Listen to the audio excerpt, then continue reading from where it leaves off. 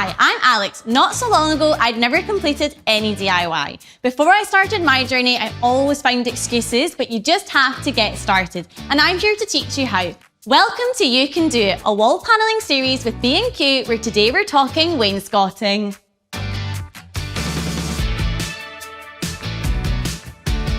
Here we are in our custom-built nursery where we've installed wainscoting. You may also know this as traditional or classic bead moulding, but it's essentially installing trim or moulding onto the wall. It creates inset boxes which stand proud from the wall, and this is a really creative and versatile design that you can use in your home. When you find out you're expecting a new arrival, one of the many things on your long list is what are we going to do with the nursery? I've had the pleasure of completing 2 nurseries for friends of mine, and one of the things I love most to use in this space is to have pattern often through a wallpaper. Now this is the one I've chosen for the design we're doing today, and I've got a couple of different samples here of sage green. I can't seem to get the colour just right, so I think I'm going to use the colour match service from in-store to get the perfect match. Now when you're doing wainscoting panelling, you can think about the different type of height you're going to go for. I often opt for the panelling being just above the height of the cot, which can work really well, but you can also go full wall or 3/4 if you like. Now it's good to think about what the different widths of panelling you might have. I often use something like this chunkier one for the middle and top rail of the panelling, and I use these thinner options to make the boxes themselves. Now something else that you often have in a nursery is of course a feeding chair or some gorgeous blinds to block out the light, and it's really nice to think in advance about the textures and materials you're going to use for those items. Now by having all of these items together and being able to see how they'll look and feel in the space, it can make sure that you create a beautiful nursery for when that little one arrives. The first thing we want to do is work out the vertical height of our panelling. Now to do that, I like to use the statement piece of furniture that's in the room.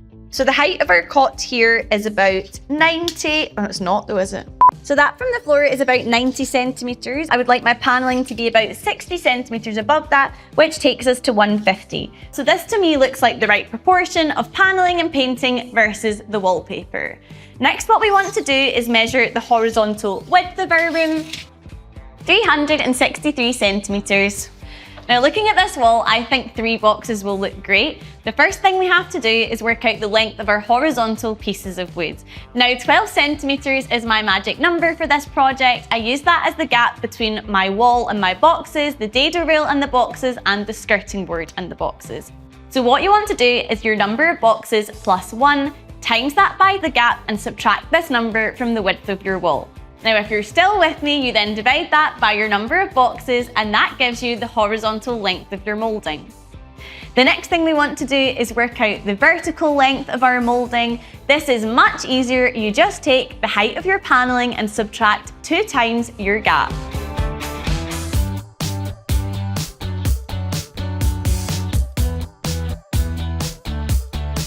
Now when you're doing wainscoting, the type of materials that we need now are decorative trim. Now I can't tell you how many times I have come to B&Q, I've taken out some trim, thought this is the one, picked 10 of them, and then I get home and they don't all match. So my top tip when you're doing this is to check the barcodes on the back of your trim and just make sure that whether you're picking up 20 or 50, they're all the same one. We've got the wallpaper that we're using in our nursery. I've not been able to find a perfect green, so I'm going to see if we can get it colour matched. Hi there, are you able to match this green please on the computer? Yeah, sure, we can do that for you. I'd like to have it in a 2.5 litre of the B&Co matte, please. There we go. Hi. For you. Perfect, can I take a look at it? Yeah, sure. Yeah, perfect. It always dries a bit darker anyway, so that's spot on.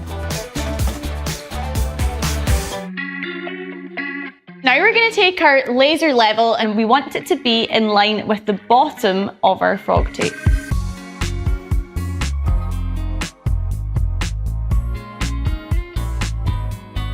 Now that our space is painted, I want to show you at home how you can use frog tape to play around to help you decide on a design.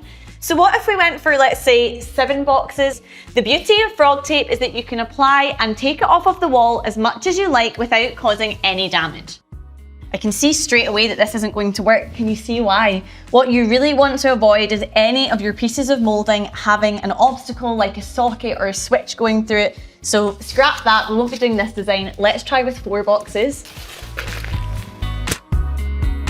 Now remember, using frog tape to place your squares on the wall is purely just to give you a rough guide and visually see if you... It's purely just to help you get a feel for how your paneling will look in the room and really help you decide on how many squares you're going to have. I'm still not too sure about this, so let's see how it looks with 3. I really like this design with the 3 boxes on the wall. Just remember, whatever you decide in your home, you'll have to transfer your exact measurements onto the wall with pencil. You must make sure that you prime your wood first. This is a really important step to make sure that your paint isn't sucked completely in when you start to paint your paneling. Once your primer's dried, you can then start painting. You can see straight away how easily the paint glides onto your moulding, and this is because you've done that first step of priming. When you're putting your trim on the wall, you want the edges of each box to come together at 90 degrees. And when you're measuring to your desired length, make sure you measure from the longest point. I've already made my mark here, and I'm now going to set up my saw at 45 degrees.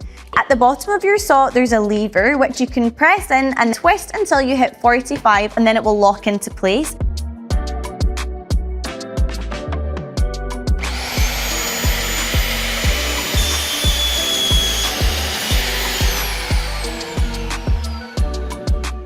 Now with your dado wheel, we're going to do what's called a bevel cut.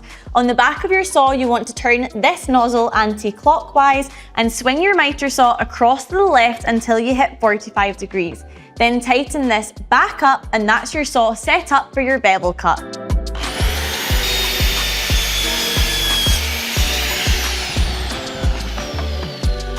You want to put your dado wheel onto the wall first so you can use it as a point of reference to measure the rest of your trim from. When you're applying your no-nails, you want to apply it in a zigzag motion so you have maximum surface area of your adhesive on the back of your dado wheel. Line it up next to your other rail that's already on the wall and watch your bevel cut that you've done come beautifully together. Once we fill that later, it will be the perfect finish. Double check that your dado rail's straight with the spirit level before you move on to adding the rest of your trim. On the back of your trim, you may find you have a smaller surface area, so it's totally fine to just go in a straight line. Place it up against your already drawn out pencil marks on the wall. It's always best practice to take your spirit level and check again that your trim is plumb. Another top tip is to make sure you have a scrap piece of wood cut to the magic 12 centimeters, and you can use this as a guide the whole way across the wall to make sure everything's equidistant. Look at how nicely those angles match up to create the perfect 90 degrees. It really looks like it's coming together. Oh, that's going to be nice.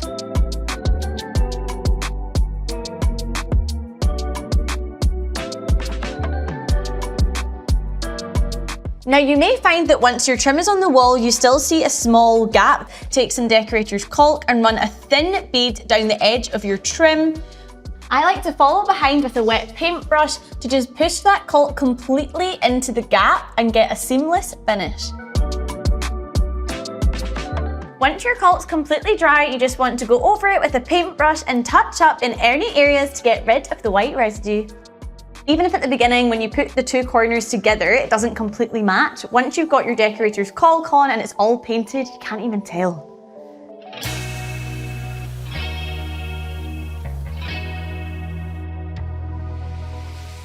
I've had the pleasure of completing 3 nurseries for friends, but I have to say the one we've done in today's episode is my favourite. The colour match we did from our wallpaper to our paint for our panelling has worked out perfectly, and I've carried the sage green down onto my skirting to give a really high-end look. All we're missing now is a little one. Don't forget, all of the tools and materials from today's episode are listed in the description below. Hope you enjoyed this wall panelling episode. Don't forget to like and subscribe and tune in to the rest of the series.